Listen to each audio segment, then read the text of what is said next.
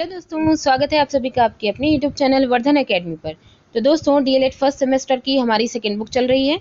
ठीक है, शिक्षण अधिगम के सिद्धांत। इसमें हम लोग 5वां चैप्टर पढ़ रहे थे, शिक्षण प्रविधियां। तो शिक्षण प्रविधियों में जो है कुछ प्रविधियों के बारे में हम लोग ने पहली जो हमारी वीडियो थी 5वें चैप्टर की, उसमें हम लोग ने डिस्कस कर लिया था। इसके बाद जितनी भी बची हैं वो हम लोग इस वीडियो में डिस्कस करेंगे। तो चलिए स्टार्ट करते हैं। तो देखिए, नेक्स्ट विधि है समूह चर्चा विधि। ठीक है, इससे पहले तक कि हम लोग ने खेल विधि तक पढ़ लिया था। तो यहाँ पे समूह चर्चा विधि जो है, इसके बारे में देखिए क्या इसमें बताया गया है। किसी विषय पर एक से अधिक लोगों द्वारा चिंतन और वार्तालाप करने को समूह चर्चा विधि कहते हैं। ठीक है, इस विधि से शिक्षण करने से सुनने समझने का कौशल विकसित होता है। तो मेन चीज़ हमें यहाँ पे ये देखनी है कि समूह चर्चा जो विधि है, इसका क्या इफ़ेक्ट पड़ता है। तो सुनने समझने के जो कौशल है, इनका विकास होता है। ठीक है, जैसे कि और बच्चों की एकाग्रता, उनका इंटरेस्ट बनाए रखने के लिए भी ये काम किया जाता है कि क्लास में 40 बच्चे हैं, अब इनको हमें कुछ चीज़ें मतलब पढ़ानी है। बच्चों के अंदर मान लीजिए एक्टिवनेस थोड़ी ख़त्म हो रही है, तो टीचर का ये जो है यहाँ पे मतलब उनका ये काम बनेगा कि वो छोटे छोटे ग्रुप बांट दें और हर ग्रुप में हर तरीके के बच्चे उसमें प्रेजेंट होने चाहिए। फिर उनको एक एक टॉपिक दिए जाएँ कि इन पर उनको काम करना है। ठीक है, अब उसके लिए वो अपनी समूह चर्चा करेंगे, उसमें वो अपना डिस्कस करेंगे कि कैसे क्या काम करना है। तो इससे क्या होगा कि हर कोई अपने अपने विचारों का आदान प्रदान भी करेगा। ठीक है, तो इस तरीके से इसमें किन कौशलों का विकास होगा? सुनने समझने वाले जो कौशल हैं, इनका होगा। यहाँ पे देखिए कुछ चीज़ें हैं जैसे कि सामाजिकता, क्योंकि हर तरीके के बच्चे अपने अपने विचार रख रहे होंगे। सामाजिकता का विकास। लोकतांत्रिक होगा, क्योंकि ये जो समूह विधि होती है, इसमें कोई ये नहीं है कि अच्छे बच्चों का समूह एक साथ बना दिया जाए या जो है जो वीक बच्चे हैं उनका जो है बना दिया जाए। हर तरीके के बच्चों को मिक्स किया जाता है। ठीक है, तो लोकतांत्रिक जो विधि है, इसका भी ध्यान दिया जाता है। ज्ञान भी वृद्धि होगी, क्योंकि जो अच्छे बच्चे होंगे वो अपने जो एक्सपीरियंस है उनको शेयर करेंगे। जिनको कुछ नहीं आ रहा है वो उनके एक्सपीरियंस से सीख लेंगे। स्वतंत्रता, फ्री होंगी। ये जो समूह विधि है, उसमें सब क्लासमेट एक ग्रुप में रहते हैं, तो इसमें हर कोई अपने आइडियाज़ को जो है रख सकता है। ठीक है, इसमें फ्री होते हैं। टीचर के सामने रखने में थोड़ा सा डर रहता है, अपने क्लासमेट के सामने में आसानी से रख सकते हैं। ठीक है, ये विधि अधिगम पर ज़्यादा जोर देती है। जब लर्निंग की बात आती है तो उस पर ज़्यादा ये फोकस करती है। इसमें मेनली क्या है, खुलकर अभिव्यक्ति का अवसर मिलता है कि खुल करके कोई भी व्यक्ति जिसको अगर स्टेज फियर है या किसी के सामने बोलने में डर लगता है, वो भी अपनी चीज़ें रख सकता है। ठीक है, तो खुलकर वो अभिव्यक्त कर सकता है। इसके अलावा एक और भी है कि ये जो विधि है, इसमें शिक्षक और शिक्षार्थी दोनों की ही इसमें सहभागिता और इनमें सक्रियता होती है। इसमें शिक्षक भी सक्रिय रहता है, वो सारे जितने भी ग्रुप्स हैं उनको देखेगा, उनमें अगर कुछ उनको हेल्प चाहिए होगी बताने का काम, और जो स्टूडेंट्स हैं वो तो सक्रिय रहेंगे ही। ठीक है, कक्षागत अनुशासन तो बिल्कुल बना रहता है। ठीक है, क्योंकि हर किसी को अपनी अपनी जिम्मेदारी दी गई है, तो ये चीज़ हो जाएगी। ठीक है, तो इसमें वही अगर बिंदुओं की बात करें तो वही है, भाषा इजी होनी चाहिए, स्पष्ट विषय होना चाहिए। ठीक है, और जो है मतलब कि अब लड़ाई झगड़ा नहीं होना चाहिए ग्रुप्स के बीच में। मतलब टीचर का यहाँ पे कर्तव्य वो सारी चीज़ें देखता रहे कि अगर समूह बनाए गए हैं तो किसी भी समूह में किसी टॉपिक को लेकर के अनावश्यक वाद विवाद नहीं होना चाहिए। ठीक है, तो और बीच बीच में वो क्वेश्चंस भी करते रहें एक दूसरे से। तो ये सारी चीज़ें। नेक्स्ट हमारी विधि है प्रयोगात्मक विधि, जो कि सबसे इम्पॉर्टेंट यहाँ पे पार्ट रखती है। जिस विधि में प्रयोग करके सिखाया जाता है वह शिक्षण की प्रयोगात्मक विधि होती है। इस विधि का आधार वैज्ञानिकता या तार्किकता जो होती है उस पर होती है। मतलब ये जो वैज्ञानिकता और तार्किकता जो होती है वो प्रयोगात्मक विधि का आधार है। ठीक है, तो इसमें यहाँ पे जो छात्र होता है वो शिक्षण के समय में, टीचिंग के समय में सक्रिय और एकाग्र बना रहेगा, क्योंकि यहाँ पे जो एक्सपेरिमेंट कर रहा है वो छात्र वो खुद जो है करेगा। ठीक है, तो वो यहाँ पे जब वो खुद करेगा तो उसका अनुशासन बना रहना ज़रूरी है। ठीक है, तो करके सीखने के अवसर उसको मिलते रहेंगे। इस विधि में बालक की समस्त जितनी भी इंद्रियाँ हैं, देखना सुनना सब कुछ सक्रिय रहेगा, क्योंकि उसे ही उसको प्रॉब्लम दी गई है, जो उसको प्रयोग दिया गया है उसको सफल बनाना है। तो ये सारी उसकी इंद्रियां जो है वो जो है मतलब सक्रिय रहेंगी, जिससे उसको सीखने में आसानी होगी। प्रयोग विधि का उपयोग कैसे हो सकता है, मतलब इसका यूज़ कैसे करेंगे। जैसे कि अगर हमें कोई एक्सपेरिमेंट करना है, ठीक है, तो उसके बारे में एक्सपेरिमेंट ज़रूरी नहीं है कि किसी प्रयोगशाला में ही किया जाए, बाहर में भी मतलब कई तरीके से एक्सपेरिमेंट हो सकते हैं, प्रयोग किया जा सकता है, इंसानों पर भी किया जा सकता है कि उनकी जो मतलब कुछ ऐसे मेथड्स मनोवैज्ञानिक तौर पर भी किया जा सकता है। जैसे कि यहाँ पे कुछ क्वेश्चंस हैं जिनके आंसर अगर मिल जाएंगे तो प्रयोगात्मक जो विधि है वो ईजी हो जाएगी। जैसे वस्तु के बारे में अगर हमें जानना है तो वस्तु कैसी दिखने में है, उसका रंग कैसा है, उसका आकार कैसा है, कैसी लगती है अगर उसको छुआ जाए, ठीक है, और पटकने पर उसकी आवाज़ कैसे आ रही है, बल्कि जो वह वस्तु है वो हल्की है या भारी है। ये सारे क्वेश्चंस का आंसर इसमें आसानी से मिल सकता है, ठीक है। यहाँ पे एक और चीज़ बताई गई है कि जो प्रयोग विधि है इसकी क्रियाशीलता, मतलब ये जो है प्रयोग विधि ये क्रियाशीलता को बनाए रखती है, ठीक है। इसमें कंटिन्यू काम होता रहता है जब तक कि प्रयोग कंप्लीट नहीं हो जाता। और फिर ज्ञान जो है, ज्ञान की जो प्रक्रिया है वो दो तरफा होती है, तो दोनों तरफ से एक तो बच्चा अपना भी जो है वो अनुभव करके वो सीखता जा रहा है, दूसरा यहाँ पे अगर कहीं प्रॉब्लम पड़ती है तो टीचर का जो ज्ञान है वो भी उसको मिलता रहता है, ठीक है। कल्पना और यथार्थ का अंतर यहाँ पे पता चल जाता है, क्योंकि अभी तक जो चीज़ हम लोग सिर्फ सोचते हुए आ रहे थे, जब हम लोग उसको करेंगे, उस काम को करेंगे, जैसे मान लीजिए हम लोग ने सौरमंडल, ठीक है, या यूँ कहें चंद्रमा के बारे में अभी तक हम लोग बहुत सारी कहानियाँ सुनते आ रहे थे, ठीक है, तो अभी तक कल्पना चल रही थी। तो कुछ ऐसे होते हैं जो एस्ट्रोनॉट के फॉर्म में वो चंद्रमा पर गए हैं, उन लोग ने वहाँ पे जाने का एक एक्सपेरिमेंट किया, वहाँ पहुँचने की एक काम किया, तो वो रियलिटी वहाँ पे देखेंगे, ठीक है। तो यहाँ पे कल्पना और यथार्थ में अंतर भी पता चल जाता है। जिज्ञासा पूर्ति में सहायक होती है, जो भी उनका जो एक जिज्ञासा बनी हुई है कि चंद्रमा असल में वो है कैसा, तो जब वहाँ जाने की हमें वहाँ पहुँचना है, एस्ट्रोनॉट बनना है, ठीक है, तो ये जो वो है जो उनके अंदर क्यूरियोसिटी है ये भी पूरी हो जाएगी। इसके बाद आती है वाद विवाद प्रविधि। वाद विवाद में क्या होता है, जब किसी विषय पर चर्चा के लिए दो पक्ष होते हैं तो उनके अलग अलग मत होते हैं। वाद विवाद में यही तो होता है, दो पक्ष हैं, दोनों का अलग अलग सोचना है, दोनों की चर्चा के बाद जब वो अपनी अपनी बातें रखेंगे उसके बाद निष्कर्ष निकाला जाता है। इस विधि को ही वाद विवाद विधि कहते हैं। कोई एक टॉपिक दे दिया जाए, दोनों और दो लोग को रखा जाए जिनके विचार अलग अलग हैं, तो वो सब उनका अपना जो सोचना है वो अपना रखेंगे, फिर दोनों में निष्कर्ष निकाल करके कि किसकी बात ज़्यादा प्रभावी है या किसने, अब ज़रूरी ये है कि दोनों की हो सकता है अच्छी बातों को जो है एक साथ रखा जाए। तो ये सारी जो है वाद विवाद जो विधि है उसके अंतर्गत आएगा। महत्व इसका क्या होता है, महत्व में देखिए अभिव्यक्ति की स्वतंत्रता इसमें होती है। वाद विवाद जो विधि होती है इसमें खुल करके इंसान बोल सकता है, अपनी जो भी उसकी बात है वो नेगेटिव हो पॉजिटिव उसे वो रख सकता है। प्रसंग तथ्य को स्पष्ट करना, जिस भी टॉपिक के बारे में एक्सप्लेनेशन हो रहा है या जो है मतलब स्पष्टता की जा रही है, वाद विवाद हो रहा है, उसको पूरी तरीके से उसके एक एक पॉइंट को रखें कि अपने जो उनका आइडियाज़ हैं उनको सही तरीके से रखें ताकि लोगों को समझ में आए। जिज्ञासाएं शांत होती हैं, नवीन ज्ञान की वृद्धि होती है।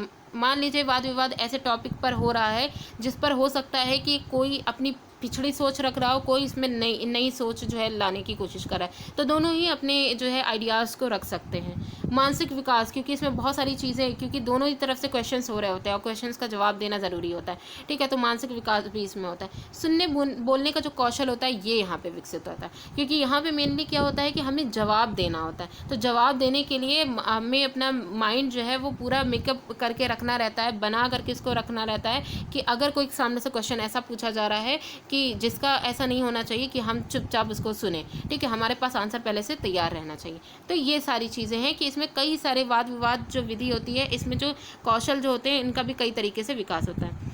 इसमें आती है एक और विधि, कार्यशाला प्रविधि। इसके बारे में थोड़ा सा जो है मतलब कि डिटेल में है, तो वर्कशॉप टेक्निक जो होती है ये होता क्या है।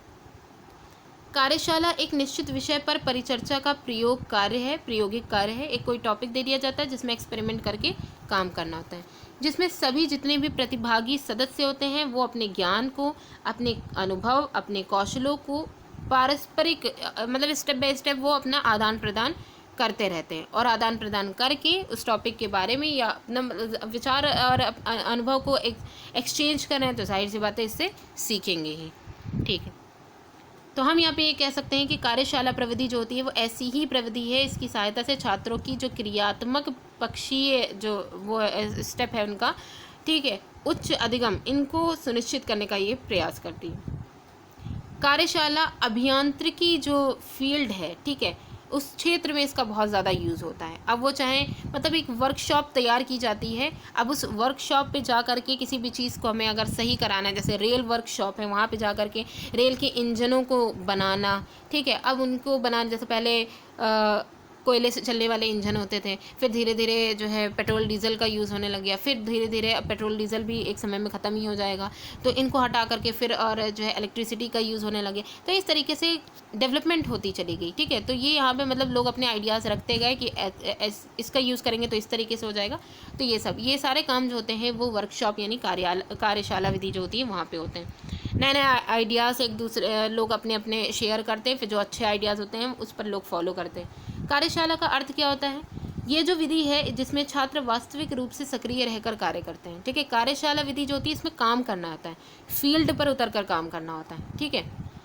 इस प्रविधि का प्रयोग छात्रों के क्रियात्मक पक्ष के विकास के लिए किया जाता है कि जो छात्रों की एबिलिटी है जिसको उस एबिलिटी को निखारना है, ठीक है, तो उस क्रियात्मक पक्ष जो होता है उसका विकास करना होता है। इसमें प्रायोगिक कार्य के द्वारा ज्ञानार्जन को भी अधिक महत्व दिया जाता है। इसमें एक्सपेरिमेंट भी करें और साथ ही साथ ज्ञान को भी वो अर्जित करते जाएं, ठीक है।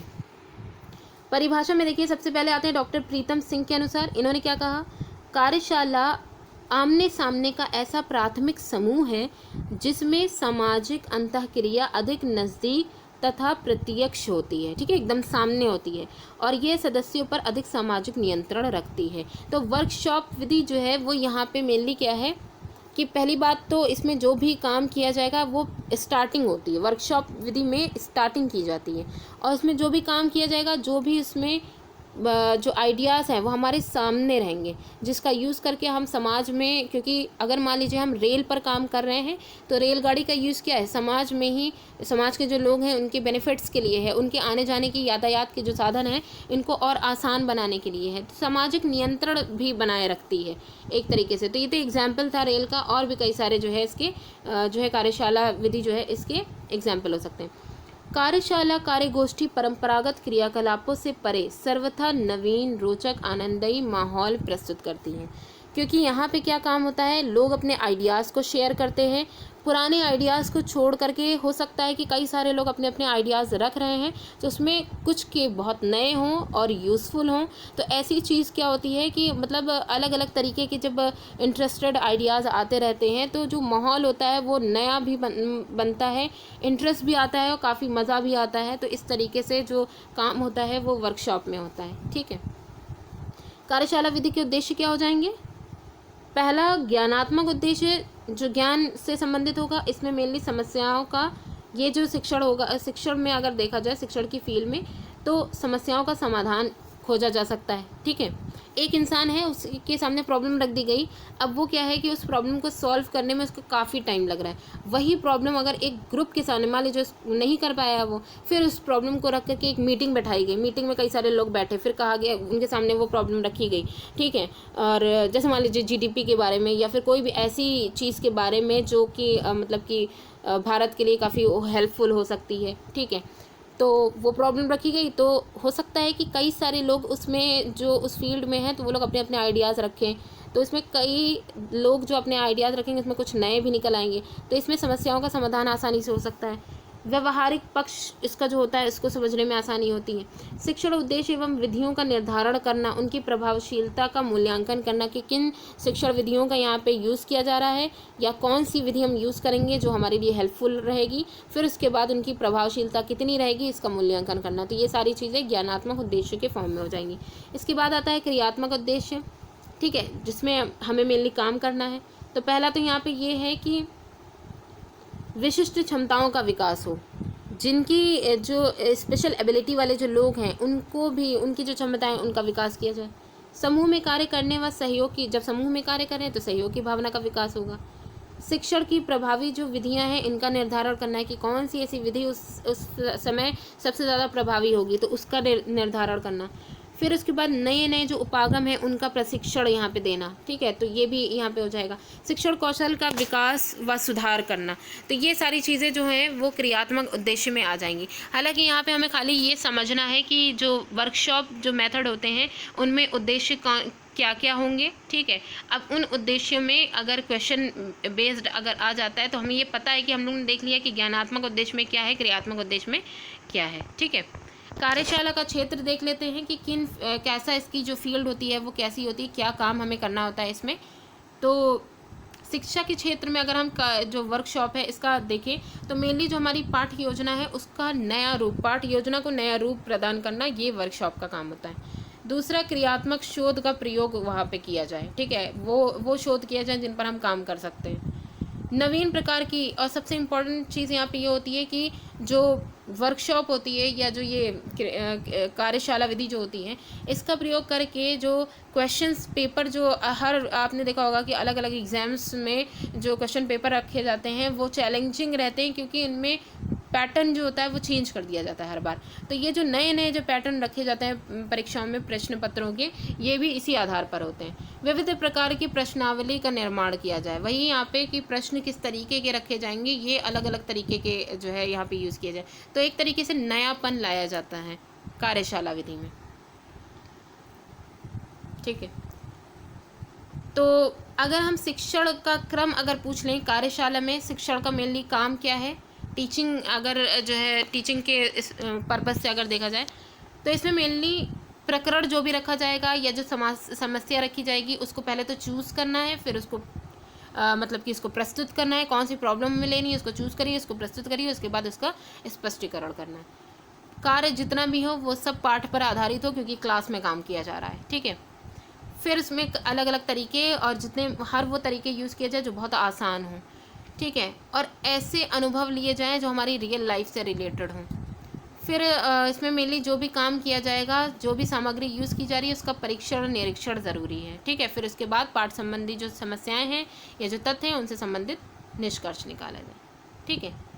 तो ये सारी चीज़ें थी कार्यशाला विधि की। अब यहाँ पे हम खाली इसका महत्व देख लेते हैं, एंड में आता है महत्व, क्योंकि कार्यशाला विधि पूरी यहाँ पे एक्सप्लेन की गई है। अगर कोई डीएलएड की तैयारी कर रहा है तो उस पर एक लॉन्ग क्वेश्चन में कार्यशाला विधि आ जाती है, तो कार्यशाला विधि में उनको कई सारी चीज़ें पूरे डिटेल में रखनी रहती हैं, तो ये सारी चीज़ें हो जाएंगी। अब कार्यशाला प्रविधि जो होती है ये क्या करती है, छात्र समस्या समाधान का प्रयास करती है, छात्रों की जो समस्याएँ होती हैं इनका समाधान करना, स्वयं करते हुए वो सीख सकें। ज़रूरी नहीं है कि अगर वो खुद कर रहे हैं तो सब जो है वो सीखेंगे ही, उनको हो सकता है प्रॉब्लम ऐसी आ जाए जो उनके पठार की कंडीशन ला दे, तो इसमें भी हेल्प करती है कार्यशाला विधि। सीखने के लिए वह अध्यापक पर निर्भर नहीं होते। जब कार्यशाला विधि का काम होता है तो इसमें क्या होता है कि जो है ग्रुप एक जो है मतलब ग्रुप के फॉर्म में भी काम होता है। तो ग्रुप के फॉर्म में अगर वर्कशॉप होती है इसमें कई सारे लोग एक साथ काम करते हैं, तो इसमें यह होता है कि ज़रूरी नहीं है कि इसमें टीचर्स अगर सपोर्ट करेगा तभी ही काम होगा, तो इसमें निर्भर नहीं रहते हैं। समूह के सदस्यों के साथ मिलजुल कर वो कार्य करते हैं, उसी में ही वो सोल्यूशन निकाल लेते हैं और फिर उसके बाद नए नए जो एक्सपीरियंसेस होते हैं उनको सीखते हैं। इसके बाद लास्ट विधि है भ्रमण विधि, ठीक है। भ्रमण से आशय है घूमना, स्पष्ट घूमना, मतलब कि अगर देखें तो वो जो है स्पष्ट इसका आशय है। इस विधि में स्थलों विषयों का ज्ञान घूम घूम कर प्राप्त किया जाता है, ठीक है। भ्रमण विधि से क्या क्या चीज़ें बेनिफिट्स हो सकते हैं, तो पहला तो है सीखना रुचिपूर्ण, इंटरेस्टेड हो जाता है, नई नई जगहें देखने को मिलती हैं, ठीक है।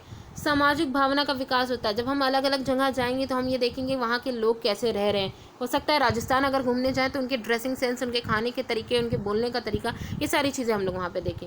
समस्त इंद्रियाँ क्रियाशील हो जाएंगी, क्योंकि हम लोग अगर भ्रमण कर रहे हैं तो हो सकता है हम लोग कुछ ऐसी जगह जाएँ जहाँ की नेचर इतनी खूबसूरत हो, तो नेचर को देख करके हर एक चीज़ को वो फील करें।